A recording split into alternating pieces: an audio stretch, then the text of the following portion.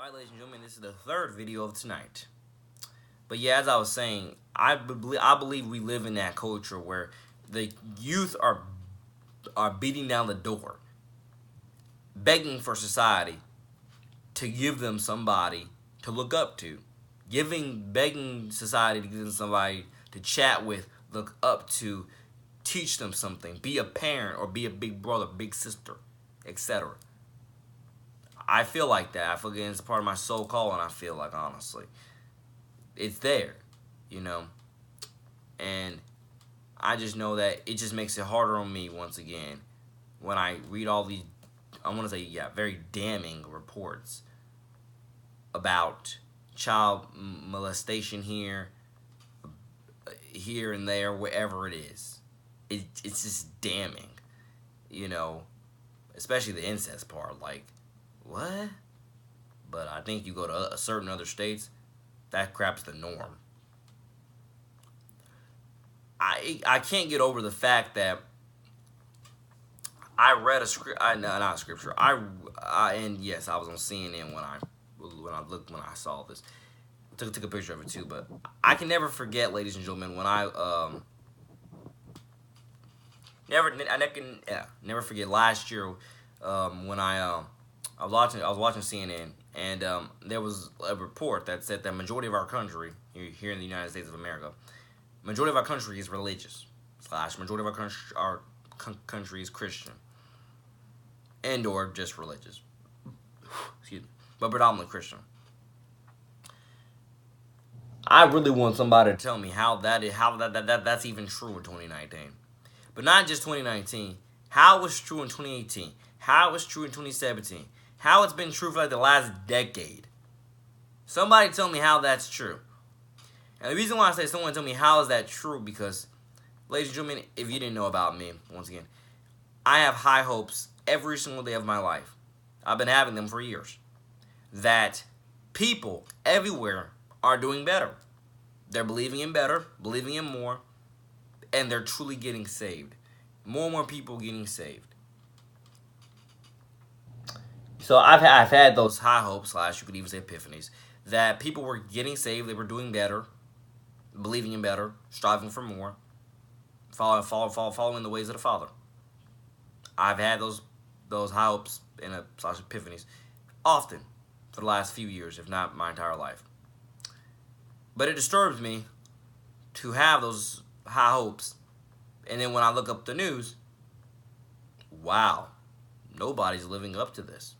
Or at least a predominant majority of people are not living up to this. They're just not. That's why I'm telling you. Someone tell me how majority of our country is religious, and yet you got all these rapes going on left and right. All this other garbage I can name going on left and right. All these priests abusing children left and right. I mean, God bless the Catholic faith, but there's filth there. There's filth. You can watch literally tons of videos on YouTube, literally, about the Catholic Church being corrupt to its core. And with me saying that, I can tell you from the research that I've done, yeah, there's no way it possibly can't be corrupt to its core, because whatever pope or popes that have been in charge, trust me, these people, they were more...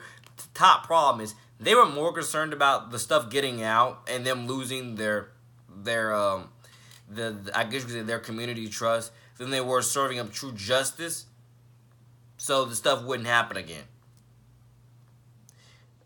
So I mean, the evidence is there, ladies and gentlemen. I mean, and like I said, I know some Catholics. God bless all Catholics out there, for better and for worse. But I can rest assure you that if someone tells you, and you don't have to agree with this, but I guess if someone tells you that your religion is an occult, or somebody tells you that the Catholic Church is just complete filthy, or if you feel the things I can name there, try to take it into high consideration that you might not be of those colors and those character traits, but keep in mind that to the church's core, it might just be the devil's lair. It might just be, because the evidence is there. It's been there for years, for decades. The evidence is there, predominantly the Catholic Church. The evidence is there. Those popes, if not those popes, that one pope, but I think it's multiple popes, they are more concerned about keeping keeping people silent than they ever were stirring up true justice. They never cared about true justice. They never gave a darn, ladies and gentlemen. They never cared. You know? Because I can rest assure you, if you're a person of good moral faith, there's only so much of that crap. And I mean, of like, if I was a pope, or not pope, but if I was, or anybody was, but I guess, let me go back to if I was, bishop or priest or whatever else, like, again, not all priests do that, just a vast majority of them do, but not all of them do. I'm trying to figure out the best way to phrase this for you all, but I guess I really don't know the best way to phrase it, but I'm going to try to phrase it the best way I possibly can on the fly. But I guess you could equivalent to a lying tongue in a supposed Christian family. Like, say your entire family is supposedly Christian, Bible-believing Christians. But at the same time, it's like your family is still a bunch of hypocrites at the same time. And you're that one kid that's raised to not go against anything in which they tell you, but yet you see the hypocrisy and double standards going on. You're told to just keep your mouth shut so you can preserve a false sense of peace. Especially for all children out there, you know, or people who obviously who used to be children, but definitely, I guess, you could probably put both in this equation.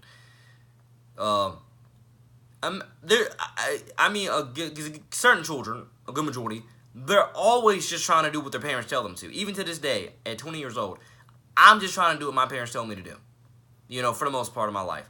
I'm just trying to do what my parents tell me to do, follow the ways of the Father, lead my flock of youth, the Lord's way, and let us all prosper and learn, build, and grow in the Father's name.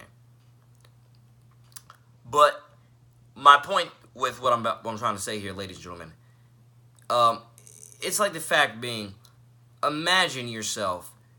You can only keep your mouth shut for so long about you're a hypocrite, you're a double standard, etc. You can only keep your mouth shut so long about these issues, so long, and then as soon as you do come out, you're completely ostracized, and etc. So I guess the point I'm trying to make there is that you can, when it comes to even and I hate to compare it, I hate to even put it in the same sentence, but this is the best way I can phrase this. You know, you can only see if you have good moral character, you can only see crap like that within sex abuse, within churches, especially if you know a time or two where it happened. Trust me, at least the way I feel about this, you know, depends on who you are with your moral character. You know, some people would report it right away and wouldn't look back on it. Other people, for other reasons, like keeping their jobs and feeding their families, like, hey, I live paycheck to paycheck, I can't lose this job, etc. You try to keep it on a down low as much as you can. You got moral character, but you try to keep it down on the low as much as you can until you get to that point where, you know what, I can expose all of you, and you're all going down with justice now. Like, come, you know, you get the point. The point there being is that if any of these bishops, popes, priests, whoever, if they ever really had any moral faith, because the problem is this isn't just 5 kids, 2 or 3. This is like dozens, hundreds. You people never, these, like think about it. They, at least if you would ask me, they never cared. They never had moral faith. They never cared. They were always more, and I hate to say it, because, for example, one of the other arguments in the whole situation, right? One of the other biggest arguments in the whole situation, sorry, my stuttering. One of the other arguments in the whole situation that a lot of people try to make is that, because they're not allowed to get married and stuff like that, so that's for, you know, you got a bunch of, you know, gay priests and undercover and stuff like that. No. There's people who got, there's people who, I hate to bring back the I don't know, I forgot the guy's name, but um um Chris and the other his wife Shanann. You remember them? He had two beautiful daughters, and Shanann and his wife as his wife, and had a boy coming, had a boy on the way. And look what he did to his family. Look what he did to his family. That's just one case. There's thousands of them out there. Just because you had a wife and kids don't mean you sober. Don't mean you sane. Don't mean you don't have dark, twisted fantasies. It don't mean you're not gonna. It doesn't mean you don't work at a certain place and you're doing the same crap. I mean, it doesn't make a difference. It doesn't make a difference. The cases are out there, everywhere. People who were married with children and still were molesting other people's children, left and right, left and right. Within church, within sports, within school, within workplace, you name it, ladies and gentlemen. You name it, it happened. I'm telling you, it's appalling. It's disgusting. It's disturbing. And I just, again, I walk away from it thinking to myself, just why, who, what, when, how. Literally, come on. But that's why the Bible does say, once again, not only will you know them by the fruits of which they bear, but please be aware. Because the devil not only is a con artist, but the devil is a master of disguise. He's a master of it. The devil is a master of disguise. He knows how to masquerade himself as an angel of light to get in good with you and then stab you in the back or stab you in the gut. Or whatever words you want to put there.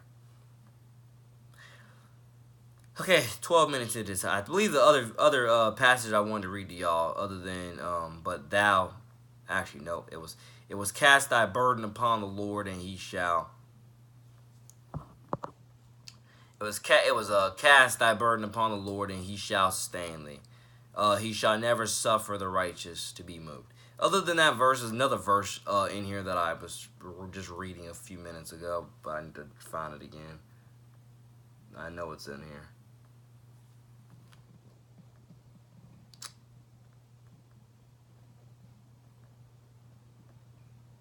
Yeah, right here. It says, we took sweet counsel. This is where the church comes in, if you were to ask me. This is where the church comes in, and my proud endorsement of church counseling comes in. We took sweet counsel together and walked unto the house of God in company. Okay. 15. Let death seize upon them, and let them go down quick into hell. For wickedness is in their dwellings and among them. Real verses. By the way, I will put some of this in my music. But like I said, the point, ladies and gentlemen, one of the biggest points I'm trying to make there is, I just think it's vastly amazing how double standard, hypocritical, biased, just those words, as well with how people condone the sexual immorality which they condone. They condone all this church sex abuse, or just sex abuse period, because it comes in many forms. It comes in the church, schools, anywhere really. I wonder. But someone just tell me, how are we supposedly predominantly Christian in our beloved country, that yet rapes, murders, and so many other things I can name when I go into pop culture, we as a system condone every single flipping day? Telling you, it's something else. Negatively, something else. The devil's there. And I can't stand how many people have let him negatively masquerade as an angel of light, corrupt their lives, and then wonder why they are where they are today. Once again, I don't know if I'll post it, I don't know if I'll make any more videos tonight about this stuff, but God bless you all for Better Enforce. I definitely have done enough ranting. For Better Enforce, your boy, man, Angel to the City, out.